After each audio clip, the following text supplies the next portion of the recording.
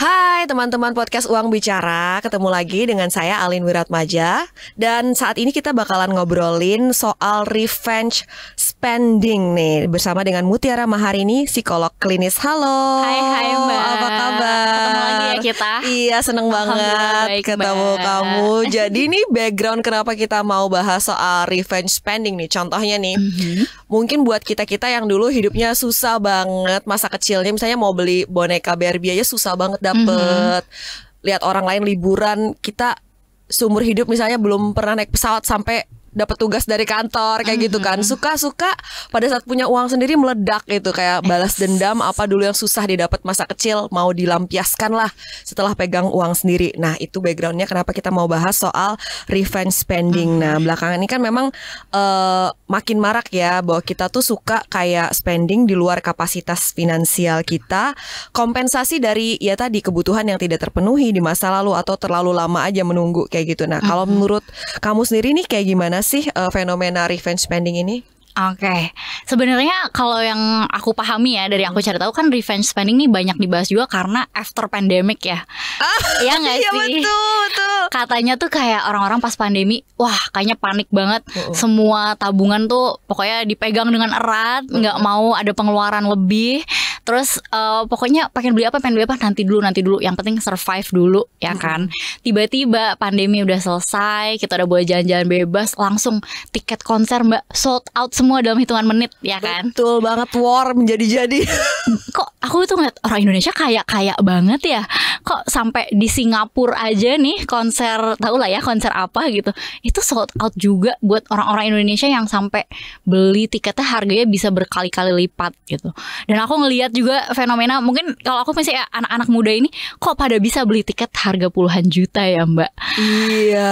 Yang kayaknya itu jadinya cicilan juga sih Mbak ujung-ujungnya. Jadi di situ muncul ada fenomena Memang ada datanya kan. revenge spending. Pinjol melonjak transaksinya jelang-jelang dibukanya pembelian tiket-tiket konser itu. Aduh, kalau bahas pinjol itu bahasan lain lagi sih Mbak. Iya, Itu betul. aduh serem banget sih kalau udah ngomongin pinjol ya.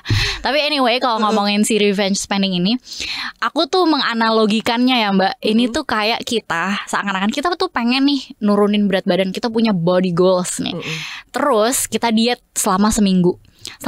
Tapi kita tahu nih hari Minggu tuh cheat day.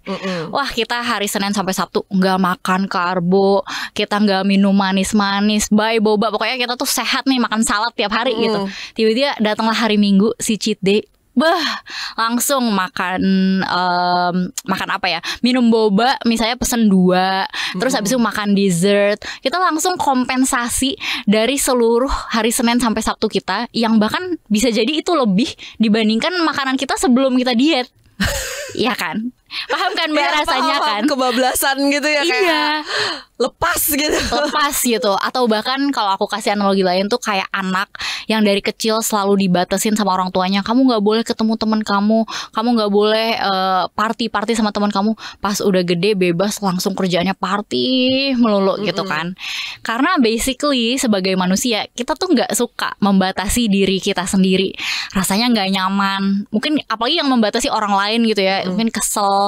Kalau pas pandemi kita harus survive, itu kan rasanya takut gitu kan, berbagai perasaan emosi negatif. Sehingga akhirnya ketika ada kesempatan untuk kita benar-benar ngelakuin hal yang kita inginkan, jadinya tuh over, jadinya tuh lebay gitu. Jadinya ya yang tadi ya, kita melakukan sesuatu yang di luar dari kemampuan kita. Harusnya kita spending maksimal 2 juta, kita spend misalnya 5 juta, 10 juta. Dan itu kan kerasa boncosnya sampai akhir tahun ya Mbak, kalau kayak gitu. Bener, kelepasannya tuh cuma sebentar, impactnya itu panjang banget. Ini yang sering aku temuin ya, kayak ngerusak keuangan tuh gampang, sebentar banget. Dan kayaknya waktu kita melakukan itu tuh bisa divalidasi gitu, kenapa kita melakukan itu gitu. Tapi untuk ngebenerinnya itu bisa butuh berbulan-bulan, bahkan tahunan kayak gitu loh. Oke Mahari, kalau kita tadi bahas soal revenge spending nih, kalau dari sisi psikologis nih masuknya kategori apa sih sebenarnya? Itu apa sih gitu? Oke.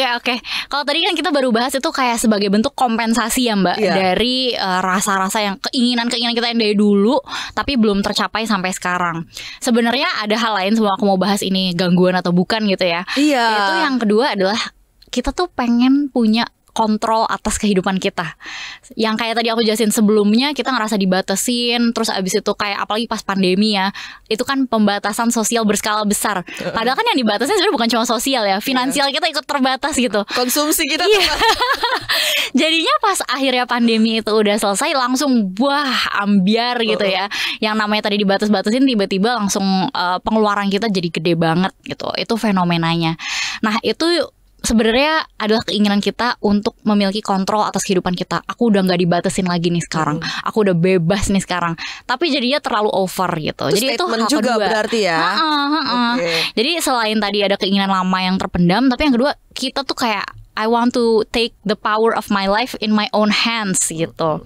Terus yang ketiga, ini nggak bisa dipungkiri juga ya Mbak, kalau misalnya kita zaman sekarang apalagi kelas menengah itu tuh banyak terpengaruh sama kayak lifestyle ya kan. Pengen nunjukin kekayaan, status sosial dan lain-lain. Apalagi abis pandemi kayak mau nunjukin aku tetap bisa survive kok, aku tetap oke kok finansialnya. Dan akhirnya itu membuat revenge spending ini makin terjadi. Nah kalau Mbak tadi nanya, ini tuh termasuk kayak gangguan atau bukan? Iya, kategorinya tuh. Ini aku jadi nyari tahu juga sih Mbak, sejujurnya ya. Aku baru tahu bahwa sebenarnya yang namanya revenge spending itu bagian dari compulsive spending. Pertama gini dulu. Nah, si compulsive spending itu adalah ketika kita melakukan pembelian yang tujuannya untuk mendapatkan rasa emosi positif secara instan dan menghindari emosi negatif. Itu tujuannya.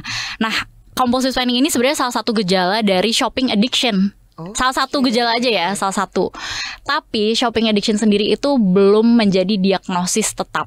Jadi belum ada nih kesepakatan antara para petinggi-petinggi gitu ya bahwa shopping addiction adalah suatu gangguan. Sehingga sebenarnya kalau dibilang kamu punya gangguan shopping, itu belum jadi disorder gitu loh Mbak. Nggak ada yang namanya shopping addiction disorder. Tapi ada yang namanya addiction disorder gitu kan.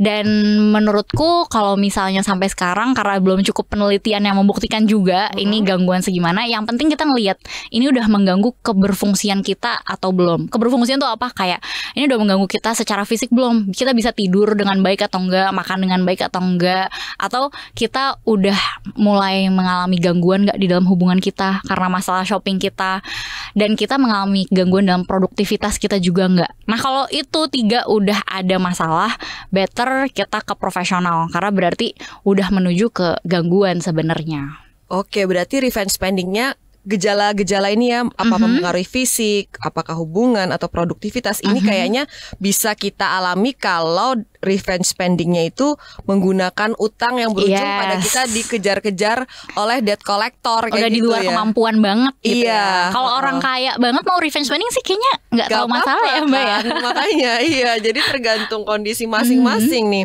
Jadi pastinya bukan disorder, termasuk compulsive spending, dan itu adalah salah satu gejala dari shopping addiction. Nah, dari akar shopping addiction atau compulsive spending ini ada perilaku-perilaku apalagi yang sejenis dengan revenge spending ini sih? Sebenarnya menurut aku yang agak mirip ya sama si masalah shopping ini, itu adalah perilaku addiction yang terkait dengan gambling sih Mbak. Judi. Karena ketika kita berjudi, adiksi judi ini juga another big thing ya Mbak. Sekarang lagi terjadi judi online gitu kan. Itu kita tuh pengen banget ngelakuin karena kita ngerasa setelah kita ngelakuin kita akan feel so much better. Tapi nyatanya setelah kita ngelakuin si judi atau si belanja besar-besaran ini, kita rasa happy-nya tuh mungkin hitungan menit kali ya Mbak. Bahkan kalau ada penelitian ya yang nunjukin, Mbak tau kan dopamine rush gitu kan, ketika kita kayak ngerasa rewarded banget. Dopamine rush itu cuman terjadi menuju ke transaksinya sampai transaksi itu selesai. Jadi baru sampai kita selesai bayar aja. Sampai selesai kita bayar, misalnya dopaminnya naik. Oh kita excited, oh pokoknya punya barang baru apa. Abis itu once kita udah bayar, itu sebenarnya levelnya turun gitu. Jadi abis kita beli kita ngerasa, kok ternyata gini aja ya barang mewahku ini ya, kok ternyata kayak gini aja. Sampai akhirnya kadang-kadang kita jadi ngerasa bersalah setelah itu. Bahkan sering kali ya Mbak kita ngerasa bersalah, kayak kenapa ya aku bikin transaksi sebesar ini, kenapa ya aku nggak mikir 2 kali dulu, mikir 3 kali dulu. Padahal untuk punya pengeluaran sebesar itu harusnya kita punyalah banyak pertimbangan ya. Betul. Aku mengalami sih yang kamu bilang. Jadi kayak rasa senangnya tuh cuma sebentar aja untuk barang yang benar-benar aku pengen beli. Tapi abis itu kan kita kalau bayar kan ada the pain-nya keluar kan. Kalau kita bayarnya langsung ya, bukan pakai Bukan paylater. dibayarin ya. Iya, ada pain kan yang kita, misalnya apalagi itu pembeliannya di luar kayak budget belanja kita biasa. Jadi kan painnya kerasa banget ya. Abis itu regretnya itu lebih lama loh daripada dopamin rushnya. Iya, benar-benar banget Mbak. Dan sebenarnya makanya ini agak-agak nyambung ya ke nantinya harus kita gimana. Emang better kalau kita mau mengubah perilaku kita ini, kita ubah ke membeli experience aja. Karena kalau membeli experience, dopaminnya itu lebih banyak Mbak. Kita tuh lebih happy karena kita bisa ketemu orang baru, belajar hal baru, dan kita bisa nemuin banyak pengalaman yang bermakna di situ dibandingkan beli sesuatu yang benda atau material gitu ya. Karena emang itu kayak hukum Gosen bukan sih Mbak namanya. Ya udah lama-lama tuh akan turun aja gitu kepuasan kita terhadap barang tersebut. Oke, itu salah satu triknya bisa dialihkan dengan membeli experience. Tapi gimana caranya misalnya saya tahu ini tuh udah tergolong perilaku saya ini revenge spending atau sebenarnya masih belum gitu, normal aja masih gitu. Gejala-gejalanya atau ciri-ciri apa nih? Oke. Menurutku yang pertama banget kayak pengalaman Mbak Alin sendiri ya. Iya betul. Itu ketika selesai membeli sesuatu, bukannya ngerasa happy, kita ngerasa bersalah. Karena Mbak pasti pernah kan ngalamin beli barang, tapi habis beli barang ya happy aja, nggak ada rasa bersalahnya gitu. Iya. Itu kan kita bisa bedain gitu. Kalau si rasa bersalah ini muncul dan muncul berkali-kali, ini udah harus jadi warning lah buat kita. Itu satu. Bukan cuma tentang rasa bersalah, tapi of course juga tentang keadaan finansial. Kalau ternyata pas kita lihat, kita rekap, waduh, ternyata bulan ini boncos gitu ya. Ternyata bulan ini ambiar, ternyata tidak sesuai dengan perkiraan kita, dan itu terjadi berulang kali. Dan kita ngerasa kayaknya aku udah usaha deh buat menolak dorongan-dorongan aku ini, tapi nggak bisa. Benar-benar nggak bisa. Kayak aku mau ngasih analogi tuh kayak kerasukan gitu loh, kayak harus beli. Nah itu udah jadi gejala banget Mbak kalau yang kita alamin ini menuju ke perilaku yang tidak sehat. Oke. Jadi dorongan yang tak tertahankan ya Mbak. Yang kita jadinya kehilangan kontrol diri ya, boleh dikatakan kayak gitu ya. Dan yang kayak tadi aku bilang merugikan secara finansial dan juga kehubungan juga bisa berdampak buruk. Karena kan pasti ada ya Mbak, apalagi kalau suami istri, kayak suami aku kok beli apalagi nih PS5, beli simulator jersey jutaan ya kan. Jadi kayak saling ngunci gitu kan sama pasangan kayak gitu kan. Terus barang-barang yang dibeli dilelang sama istri gitu atau dilelang suami. Bahaya itu Mbak. Bahaya. Oke, gimana sebenarnya pada titik apa sih ini tuh boleh ditoleransi, dalam artian tuh positif kayak gitu. Dalam titik mana ini tuh udah benar-benar we need to seek help kayak gitu. Yes. Menurutku sebenarnya Mbak pernah dengar gak sih orang zaman sekarang suka habis shopping terus misalnya taruh di story tulisnya retail therapy. Oh iya Sering kan. Jadi kalau kita lagi bete atau apa, kita ke mall terus kita pikir ya udahlah mood booster aja nih, aku beli baju yang lucu atau apa. Sebenarnya I think it's fine banget ya, selama itu emang masih di dalam kemampuan kita. Karena emang bener bisa jadi mood booster, tapi itu bukan satu-satunya cara untuk jadi mood booster kita. Ketika di otak kita satu-satunya cara untuk bikin aku happy adalah dengan belanja. Itu yang jadi masalah. Padahal kan sebenarnya untuk kita coping dengan masalah kita ada banyak banget cara yang bisa kita lakuin. Kita bisa misalnya curhat sama teman kita. Kita bisa juga misalnya journaling, ngelihat sebenarnya masalah kita apa.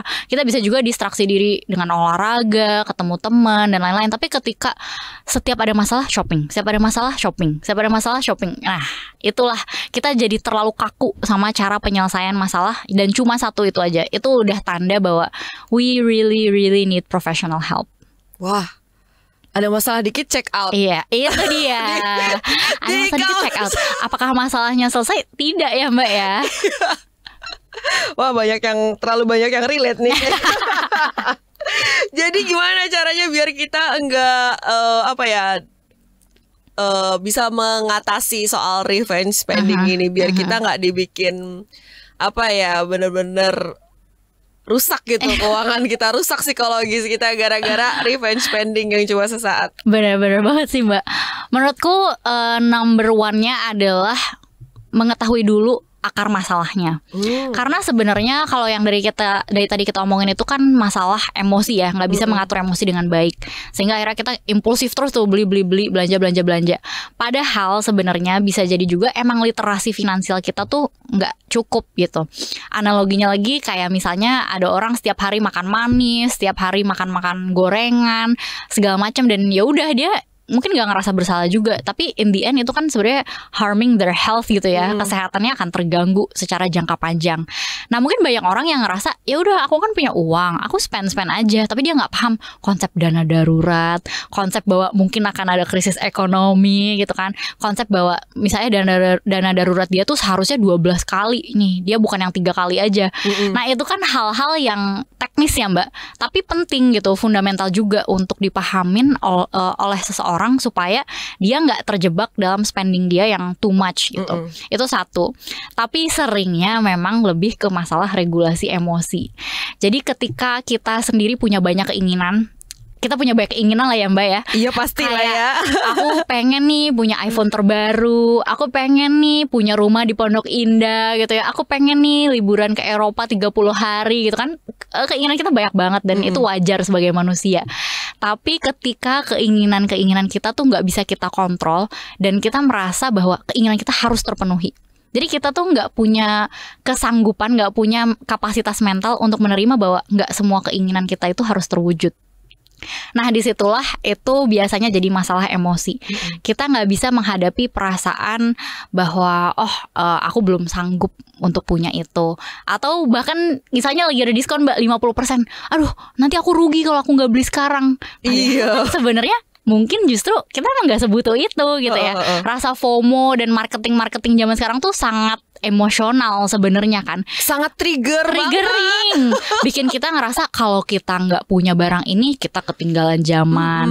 Kalau kita nggak pakai retinol setiap hari, nanti di usia 50 kita udah ketinggalan nih sama teman-teman kita yang masih kayak umur 30 gitu kan. Jadi emang marketing tuh ngebuat kita ngerasain banyak rasa takut, dan ketika kita belum punya kemampuan untuk menghadapi rasa takut itu dengan baik, jatuhnya tuh semua hal yang kita lakuin based on emotion. Padahal dalam hal spending perlu banget nih untuk kita make bagian rasional kita juga, mempertimbangkan ini kira-kira kita perlu atau enggak, ini kira-kira kita secara jangka panjang akan berguna atau enggak, bisa dijual lagi atau enggak, dan ada gak sih alternatif lain yang bisa aku lakuin untuk dapetin kebahagiaan yang sama gitu. Untuk dopamin yang sama dengan harga yang lebih murah. Nah itu dia. Itu yang harus dilatih banget sih, latih untuk menenangkan diri, untuk pause dulu sebelum melakukan transaksi, supaya kita bisa mengelola emosi kita dan tahu bahwa apa yang kita lakuin sesuai keinginan kita, tapi juga sesuai budget kita Mbak. Iya, nice banget itu yang bener.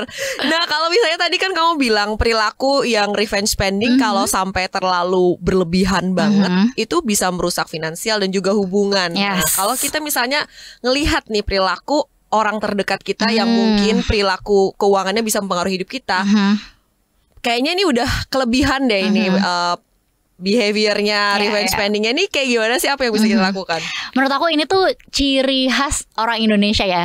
Orang Indonesia tuh peduli banget nih satu sama lain ya kan. Itu sebenarnya hal yang positif dan negatif loh Mbak. Positifnya kayak kita saling care satu sama lain. Negatifnya tuh kayak ngurusin banget sih nih urusan orang lain gitu. Nah ini jadi topik yang menarik menurut aku karena bahas keuangan kan hal yang sensitif banget ya Mbak. Sensitif banget. Bayangin kalau aku nih tiba-tiba ke Mbak Alin, kayaknya Mbak Alin harus ngurangin pengeluaran Mbak deh, soalnya udah berlebihan. Rasanya kayak apa kan, kayak jadi gue salah nih ngurus duit gue sendiri. Ngurusin kehidupan gue lah gitu lah. Maksudnya kita pasti akan marah gitu. Meskipun bisa jadi kita punya masalah. Jadi saranku nomor 1, ketika kita emang peduli sama orang lain dan kita genuinely pengen dia mengatasi masalahnya, dan kita tahu ini masalah yang sensitif, adalah 1, be vulnerable duluan.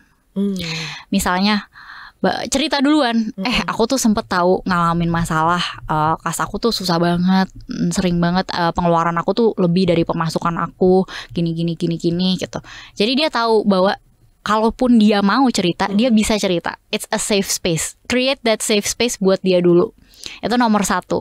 Nomor 2 adalah kalau misalnya dia belum mau cerita juga, atau mungkin gak kepancing-pancing ya dari cerita kita, baru mungkin kita bisa bilang, by the way akhir-akhir ini aku tuh nggak tahu ya ini perasaan aku aja atau bukan, tapi aku ngelihat kayaknya kamu tuh kayak banyak banget ya spendingnya gitu. Sebenarnya sih menurutku ya bebas aja, itu kan kehidupan kamu. Cuman kalau misalnya ternyata itu misalnya menimbulkan masalah atau apa, aku ada di sini ya buat ngebantuin kamu misalnya kamu butuh bantuan gitu. Dan banyak orang buat sampai di titik mengakui bahwa mereka butuh bantuan, mengakui mereka punya masalah, itu aja udah susah banget loh Mbak. Karena kita by default denial aja gitu, kayak enggak kok, masih ada kok uang di bank kok, enggak kok, aku masih aman kok ini secara finansial gitu. Padahal kan secara jangka panjang ya tau lah Mbak, banyak kan yang harus dipersiapkan. Kemudian yang ketiga adalah gimana caranya kita mengajak dia untuk edukasi finansial tapi tipis-tipis gitu ya. Misalnya kayak ngajakin dia, ada event talk show-nya Mbak Alin, nonton yuk gitu. Terus kan sebenarnya Mbak Alin ngomonginnya finansial gitu kan. Atau Netflixan yuk, kayak itu yang tadi aku cerita Mbak, nonton How to Get Rich yuk gitu. Kayak tipis-tipis masuknya. Dan sampai akhirnya kalaupun itu semua tipis-tipis masih nggak mempan, menurutku boleh banget untuk kita asertif tanpa membuat dia merasa terancam ya. Bilang kalau aku punya concern terkait masalah kamu, menurutku kamu kayaknya udah perlu bantuan profesional dan aku mau bantu untuk kamu dapetin bantuan itu. Tapi kalau misalnya kamu sendiri ngerasa itu bukan masalah, ya udah aku sampai di sini aja gitu. Jadi kita tahu batasan juga loh Mbak sebagai temen. Karena kadang-kadang temen ya terlalu involve juga nggak baik gitu. Betul. Dan terakhir ya kita hubungin dia dengan profesional. Ini tuh ke psikolog atau ke financial planner dua-duanya sih Mbak sebenarnya? Menurut aku ya. Tapi sebenarnya kayak tadi kita lihat akar masalah dia lebih di edukasi tentang keuangannya atau dia nggak bisa mengontrol emosinya, nggak bisa mengontrol dorongannya. Kalau dua-duanya ya berarti butuh dua-duanya ya Mbak. Dan menurutku kalau masalah ngebantu orang lain, niatnya tuh baik banget, tapi in the end harus tahu kita tuh nggak bisa mengontrol orang lain ya. Kita cuma bisa usaha terbaik. Kalau ternyata dia masih kayak gitu, ya udah ya kita doain aja gitu. Jangan sampai kita jadi stres sendiri juga Mbak. Iya betul. Nice banget sih ini cara masuknya ya. Jadi nggak langsung abruptly gitu, konfrontatif. Jadi kayak pelan-pelan, kita pun kalau care juga butuh proses untuk sampai orangnya open up ya. Jadi bukan kita yang memaksakan diri intervensi ke kehidupan mereka kayak gitu. Nah buat orang tua nih yang ada gejala-gejala atau sesekali bablas lah ya revenge spending, gimana biar gak perilaku ini tuh di-copy anaknya, atau paling gak kita bisa membangun habit dan juga psikologi keuangan yang baik untuk anak kita meskipun kita sendiri belum sempurna kayak gitu. Iya. Menurut aku itu emang hal paling kompleks ya, karena emang anak-anak tuh bukan belajar dari apa yang kita omongin sebagai orang tua, tapi mereka itu belajar dari apa yang kita lakuin gitu. Mereka benar-benar creatures of modeling. Mereka modeling terus aja, mereka lihat orang tua lakukan apa, replikasi gitu. Sehingga nomor satu tipsnya adalah walk the talk dulu sih gitu. Apapun itu kalau kita sadar aku masih sering nih revenge spending, ya udah orang tua mulai memperbaiki pelan-pelan gitu. Nomor dua, meskipun kita bilang kayak kita mau walk the talk, kita harus tahu kita bukan makhluk yang sempurna. Kita tahu bahwa ya mama akan sering bikin kesalahan-kesalahan, dan mama mungkin kadang-kadang akan nyesel, dan justru sharing that vulnerability with the children itu akan ngebantu dia untuk sadar bahwa oh mama tuh nggak sempurna ya, dia tuh pengen sebenarnya misalnya spendingnya lebih hemat dan lain-lain, tapi kadang-kadang kebablasan. Sehingga kalaupun anak itu ngalamin itu, dia juga bisa coping dengan lebih baik. Karena ada orang yang abis kebablasan sekali karena dia kayak aduh tuh kan aku udah gagal total, aku nggak bisa nih hemat dan lain-lain, malah kebablasan total Mbak. Jadi malah spending lagi kayak terlalu keras menjudge diri sendiri ya. Iya, terlalu judgmental dan nganggep bahwa aku harusnya sempurna. Nah itu juga nggak baik kan buat anak. Jadi itu yang pertama, waktu talk. Yang kedua, share your vulnerabilities, bahwa kita nggak sempurna, kita masih belajar. Dan yang ketiga, ya ini jatuhnya technical lagi ya Mbak. Pasti ajarin ke anak tentang financial goals, tentang budgeting, tentang knowing your limits, dan juga tentang wants versus needs gitu ya. Kapan sesuatu tuh kebutuhan dan kapan sesuatu tuh keinginan gitu. Bagian technical ini Mbak Alin udah ahlinya gitu. Cuma emang kadang-kadang iya emang bener Mbak.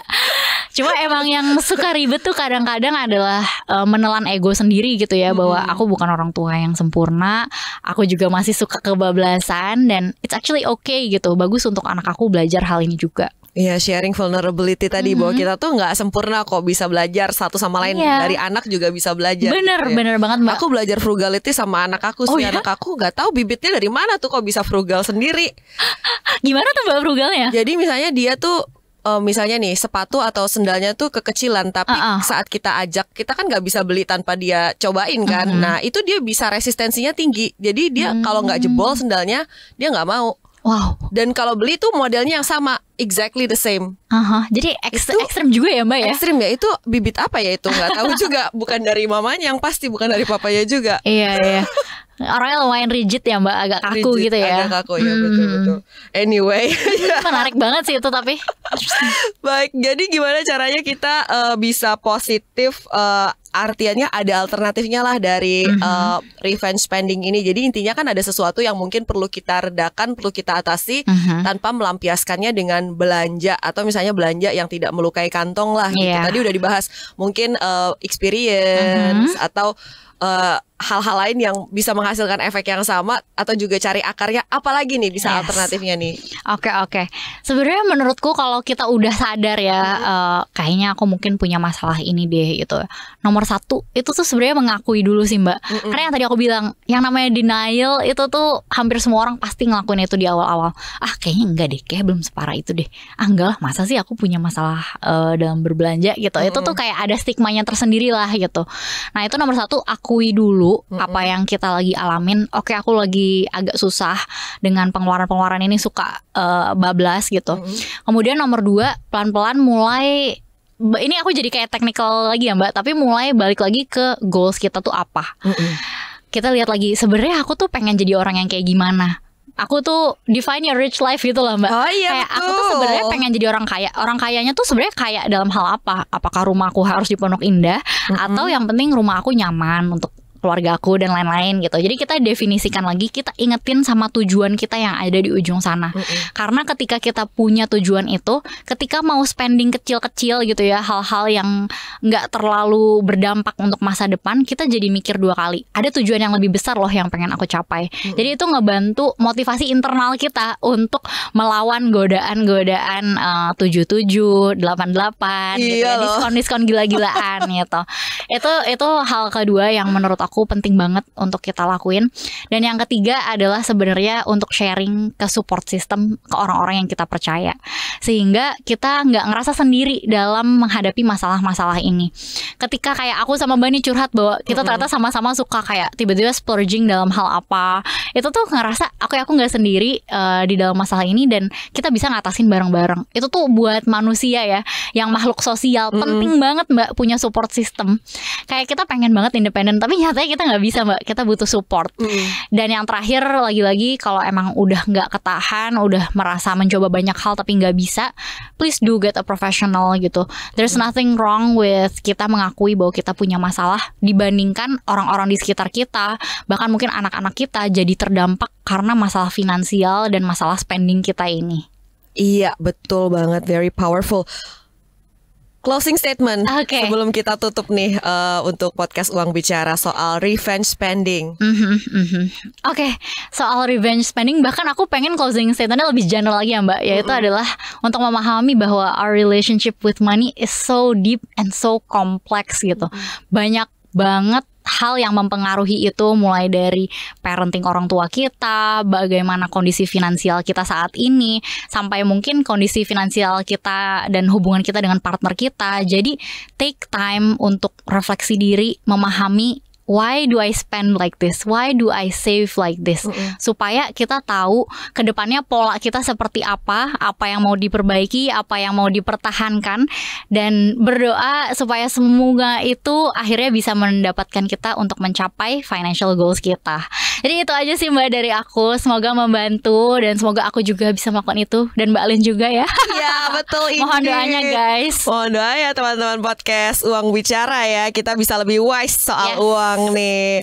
Thank you, seru banget ngobrol sama Mutiara Mahari ini. Mahari seorang psikolog klinis. Dalam kesempatan kali ini banyak banget yang relatable, dan message-nya juga sangat powerful. Thank you, sehat dan sukses selalu. Thank you Mbak Alin. Thank you Pak BR.